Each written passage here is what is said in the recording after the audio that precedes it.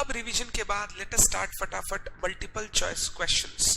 पहला, the part of share capital which can be called only on the winding up of a company.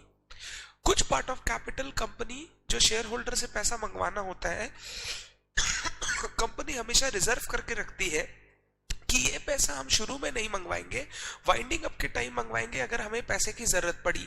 इस पैसे को हम लोग बोलते हैं रिजर्व कैपिटल। कौन सा कैपिटल? Reserve capital. तो वाइंडिंग अप के टाइम जो कैपिटल मंगवाया जा सकता है सिर्फ उसको बोला जाता है रिजर्व कैपिटल। आगे, the amount of capital that is mentioned in capital clause, memorandum के कैपिटल क्लॉज में रहता है authorise share capital, maximum capital. Premium received on issue of shares are shown under dash head in the balance sheet. Securities premium हमेशा balance sheet में reserves and surplus head में दिखता है, reserves and surplus. Next, as per Companies Act, only preference shares which are redeemable within dash years can be issued. preference share का maximum maturity as per section 55 20 years, तो answer होगा 20 years। कुछ cases में infrastructure companies में 30 साल, infrastructure company 30 साल, normal case 20 years। Next, A Limited provides you the following information. Called up capital 4 lakh, calls in advance 25,000, calls in arrear 40,000। Amount of paid up capital कितना होगा? Called up capital का formula होता है, paid up capital का formula होता है called up minus calls in arrear. Calls in advance कभी भी ऐड मत करना। तो called up capital 4 lakh, calls in arrear 40,000, 4 lakh minus 40,000 हो गया 3,60,000, तो हमारा पेड अप कैपिटल हो गया 3,60,000। आगे, unless stated otherwise stated a preference share is always deemed to be। preference share कई टाइप्स में बाइफरकेट किए जा सकते हैं, cumulative, non cumulative, participating, non participating, convertible, non convertible, redeemable, non redeemable. अगर कोई प्रेफरेंस शेयर के बारे में कुछ नहीं बताया जाए तो वो प्रेफरेंस शेयर ऑलवेज रिडीमेबल माना जाएगा, क्यूमुलेटिव माना जाएगा, नॉन पार्टिसिपेटिंग माना जाएगा, नॉन कन्वर्टिबल माना जाएगा। तो cumulative, participating, convertible no, cumulative, non participating, non convertible, answer is yes. इसमें एक और जोड़ लो, रिडीमेबल। नहीं भी लिखा है तो मैं मानूंगा रिडीमेबल तो पक्का ही होगा, क्योंकि बिना रिडीमेबल के प्रेफरेंस शेयर हो नहीं सकता as per section 55 of companies act. तो अगर कभी प्रेफरेंस शेयर के सामने कुछ नहीं लिखा हो, मान लेना वो रिडीमेबल है, क्यूमुलेटिव है, नॉन पार्टिसिपेटिंग है, नॉन कन्वर्टिबल है। Which capital is shown in balance sheet? Balance sheet में फाइनली हम लोग दिखाते हैं paid up share capital. Answer paid up share capital. Which of the following shall be deducted from share capital to find paid up capital? Paid up capital निकलता है called up capital minus calls in arrear. Share forfeiture भी वहीं add होके दिखता है। अगर share forfeiture में कुछ बैलेंस बचा है, जो शेयर अभी तक री इश्यू नहीं हुआ है, अगर शेयर फॉरफिटेड वाला इश्यू नहीं हुआ है तो वो शेयर कैपिटल में बैलेंस दिखेगा। अगर री इश्यू हो चुका तो वो कैपिटल रिजर्व में चला जाएगा। बोल रहे कौन सा डिडक्ट करना पड़ता है? Answer is calls in arrear, answer B. Balance amount in the share forfeiture would be shown in the balance sheet under the head। Share forfeiture account में अगर कुछ बैलेंस बच गया, री इश्यू नहीं हुआ है शेयर, कुछ बैलेंस बच गया तो वो शेयर कैपिटल हेड में दिखाई देगा। Answer share capital. री इश्यू होने के बाद वो चला जाता है कैपिटल रिजर्व पे। Next, Z Limited whose financial statement comply with accounting standard as prescribed under section 133 cannot apply securities premium। cannot apply किस चीज में यूज नहीं कर सकता? सिक्योरिटीज प्रीमियम का 5 यूज होता है, बीपी, डीबीपी।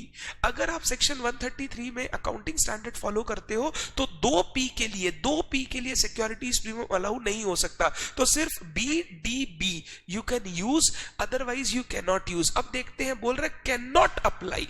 पहला, to provide for purchase of its own share, buy back allowed है। To provide for issue of fully paid bonus share allowed है। To write off commission and discount on issue of share debenture allowed है।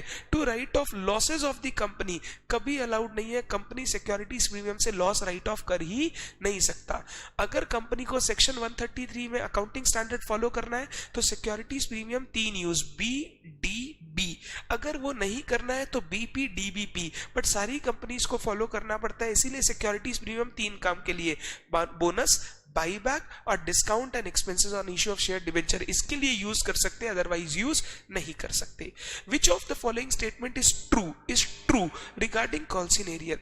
Calls in arrear is that part of called up capital which remains unpaid. सही है, answer ये पहला ही सही निकल गया, टिक कर देता हूं। और भी पढ़ लो। It is not shown in the balance sheet until defaulted shares are forfeited. Calls in arrear is shown in balance sheet under the head share capital. Rate of interest on calls in arrear is chargeable at 5%. Answer is no, 10%.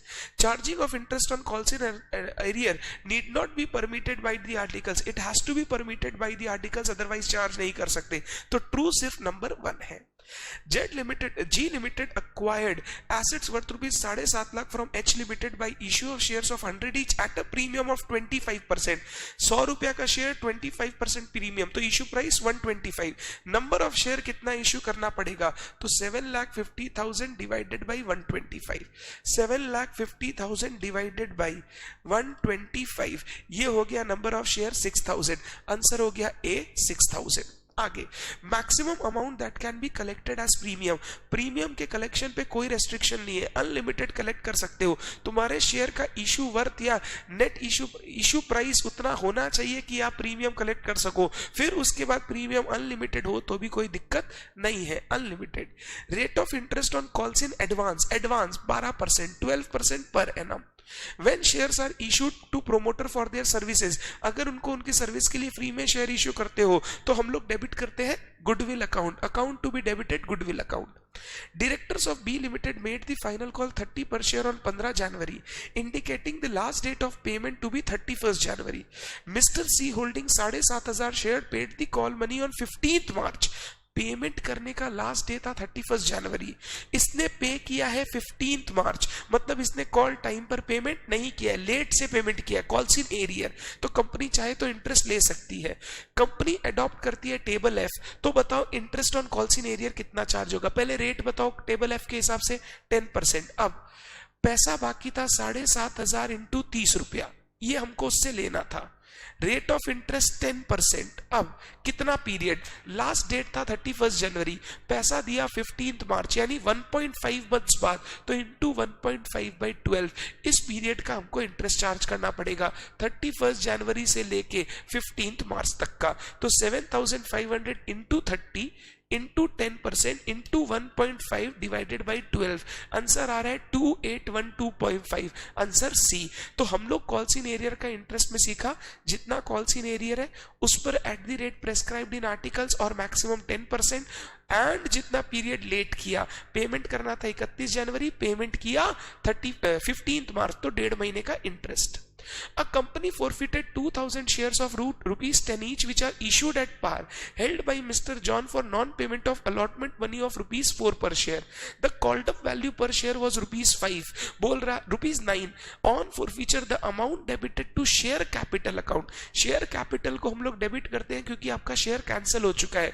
Share capital debit हमेशा होगा जितना आपने amount call किया था. इस question में called up value है rupees 9, तो हम लोग का शेयर कैपिटल डेबिट होगा 2,000 into rupees 9, that is 18,000 rupees से. आगे चलते हैं.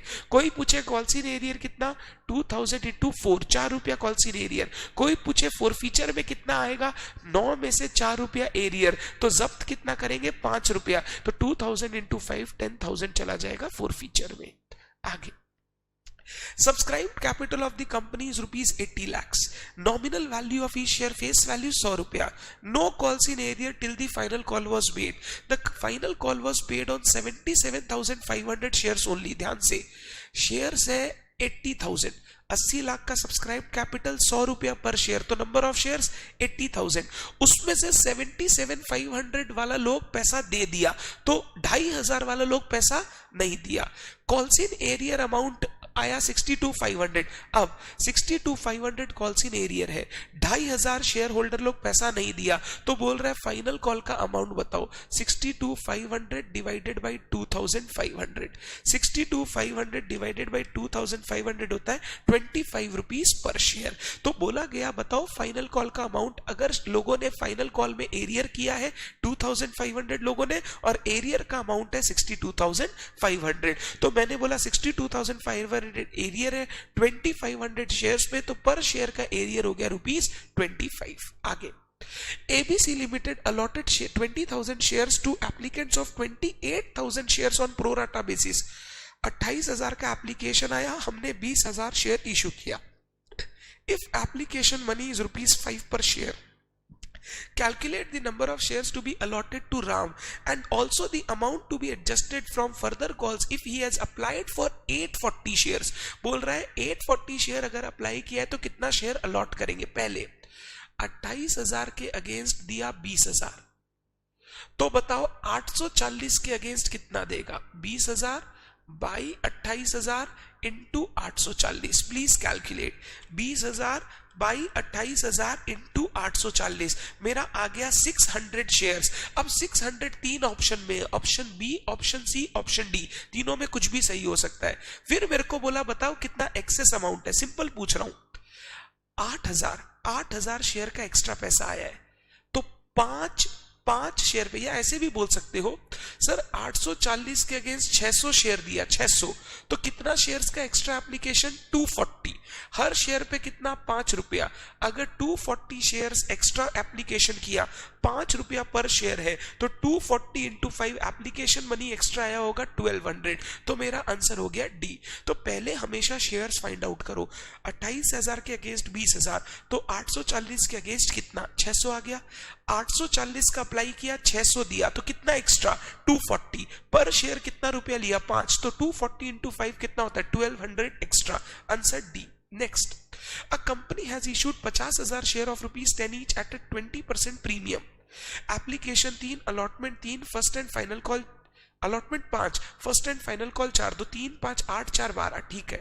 अ holder of 2,500 share fail to pay the first and final call money, his shares were forfeited. Calculate the amount to be credited to share forfeiture. ध्यान से, share forfeiture में credit करता हूं जितना रुपया हमको रिसीव हो चुका था, फेस वैल्यू वाला, प्रीमियम का पैसा नहीं आएगा.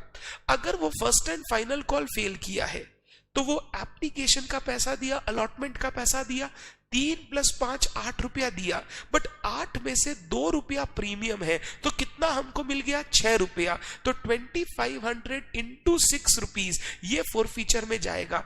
10 रुपया का शेयर, 10 में 4 फेस वैल्यू का नहीं दिया, 4 नहीं दिया, तो दिया कितना 6. फॉरफीचर अकाउंट में सिर्फ फेस वैल्यू का पैसा जाएगा, प्रीमियम का रिसीव हुआ पैसा नहीं जाएगा. 2500 इंटू 6 हो गया 15,000. Answer B. P Limited forfeited 150 shares of rupees 10 each, issued at a premium of 2 for non-payment of final call 3. Out of these 100 share were reissued at 11. 10 रुपया का शेयर 11 में रीइश्यू किया, तो रीइश्यू भी हुआ at premium. How much amount would be transfer to capital reserve. सबसे पहले देखो पर शेयर फॉरफिट कितना किया. आंसर फॉरफिट किया 10 रुपया का शेयर, 3 रुपया पे नहीं किया, तो फॉरफिट किया 7 रुपया. फॉरफिट किया 7 रुपया. सर 10 नहीं 12 रुपया का शेयर है, प्रीमियम कभी भी फॉरफीचर में नहीं आता. 7 रुपया फॉरफिट किया. डिस्काउंट कितना दिया. सर डिस्काउंट तो कुछ नहीं दिया, प्रीमियम पे इशू किया है, तो मेरा प्रॉफिट कितना हुआ 7 रुपया. अब ध्यान से, क्या वो 150 का 150 शेयर री इशू कर दिया. सर नहीं, सिर्फ 100 शेयर री इशू किया, तो जितना शेयर री इशू किया 100 इंटू ₹7, 700 चला जाएगा कहां पे कैपिटल रिजर्व में. जितना शेयर री इशू कर दिया उस पर बचा हुआ प्रॉफिट. आगे, Z Limited forfeited 200 fully called up shares of rupees 10 each, on which 1300 has been received. 200 share forfeit किया जिसमें 1300 रुपया मिल चुका है. Later on these shares were reissued as fully paid up at rupees 9 per share. 10 का share 9 पर issue किया, 1 रुपया का discount. The amount transferred from share forfeited to capital reserve कितना होगा. मैंने forfeit किया 1300 रुपया, जितना रिसीव किया वो forfeit कर लिया, वो मेरा प्रॉफिट 1300 रुपया. मैंने डिस्काउंट दिया 1 रुपया करके, तो 200 इंटू 1, 200 रुपया डिस्काउंट, तो बताओ बचा हुआ प्रॉफिट कितना 1100. ये 1100 चला जाएगा कैपिटल रिजर्व में. 1300 forfeit किया, 200 डिस्काउंट दिया, तो 1100 चला जाएगा capital reserve. Next, E Limited allotted 10,000 share to the applicant of 14,000 on pro rata basis. The amount payable on application was 2. F applied for 420 share. बताओ कितना अलॉट किया. एकदम सिंपल, 14,000 के अगेंस्ट 10,000, तो 420 के अगेंस्ट कितना 10,000 बाई 14,000 इंटू 420. कैलकुलेट करो, 300 आएगा. अब देखो A B C D में 300 सिर्फ एक आंसर है, तो दूसरा वाला कैलकुलेट ही मत करो, आंसर सीधा डी हो गया, इसमें कोई प्रॉब्लम ही नहीं है। पहला वाला क्वेश्चन में 600 शेयर 3 जगह था, तो मेरे को दूसरा वाला पार्ट भी कैलकुलेट करना पड़ा। इसमें पहला वाला 300 एक ही जगह है, तो दूसरा कैलकुलेट करने का जरूरत नहीं है। अगर पूछ भी ले कितना तो ध्यान दो, 420 अगेंस्ट 300, तो एक्स्ट्रा कितना आया 120 शेयर, हर शेयर पे 2 रुपया करके एप्लीकेशन, तो 120 इंटू 2 240, आंसर हो गया 240। Next, Pious limited purchase a machinery worth 1,15,000 from Indico debtors, payment was made as 10,000 by cheque, 1,15,000 में 10,000 बाई चेक, तो बचा 1,05,000, remaining by issue of equity share of face value 10 at ₹10.5 each, balance हमने 10 रुपए 50 पैसे के share issue करके दिए, consideration हो गया 1,05,000, शेयर का इश्यू प्राइस हो गया 10.5, तो नंबर ऑफ शेयर्स हो गया 1000, तो 1,05,000 डिवाइडेड बाई 10.5, 1000 नहीं सॉरी 10,000 शेयर्स कंपनी इश्यू करेगा। क्वेश्चन बोल रहा है सिक्योरिटीज प्रीमियम अकाउंट में कितना जाएगा। अब देख 10,000 शेयर्स निकल गया, 10 रुपया का शेयर 10.5 पे इश्यू हो रहा है, तो प्रीमियम कितना है 0.5, 10,000 इंटू ₹0.5, दैट इज 5,000 रुपीज कहां जाएगा सिक्योरिटीज प्रीमियम अकाउंट में। पहले हमेशा नंबर ऑफ शेयर निकालो फिर मल्टीप्लाई कर दो।